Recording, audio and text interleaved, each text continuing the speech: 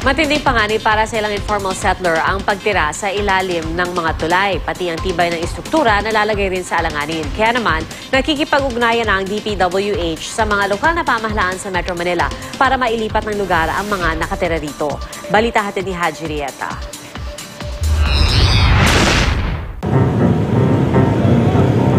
Sa ilalim ng Delpan Bridge, nakatago ang isang komunidad ng mga informal settler. Si Elsa at ang kanyang pamilya, mag-aapat na pong taon nang nakatira rito. Wala na kami matira na iba, kaya dito na lang kami nagtayo eh. Mahirap naman sa mga tabing dumbanda. Kasi maraming mga ano dyan, mga loko-loko. Kaya dito napili namin.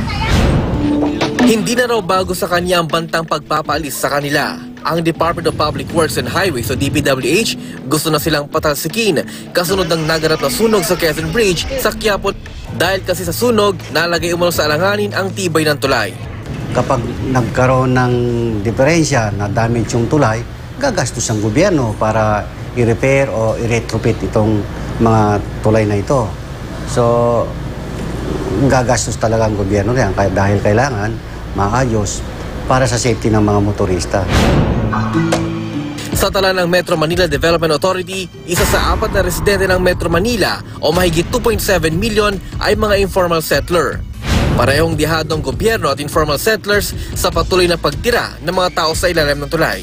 Sa parte ng gobyerno, posibleng ikasira raw nito ang mga struktura. Ang mga tao naman, araw-araw na hinaharap ang panganib tulad ng flash flood at mga sakit na dala ng basura sa tubig. Pero para sa ilang non-government organizations, hindi nabubura ang problema ng informal settlers sa simpleng pagpapalis sa kanila. Ano itsura ng lugar? May mga basic na pangangailangan ba nandoon? No?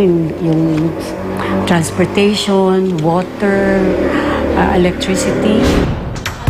Sa ngayon, nakikipag-ugnay ng DPWH sa mga local government units para sa malilipatan ng informal settlers. Hanggat wala pang resulta ng mga pagpupulong, umaasa mga tulad ni Elsa na magsisilbing tulay ito patungo sa ginhawaan. Haji Rieta, GMA News.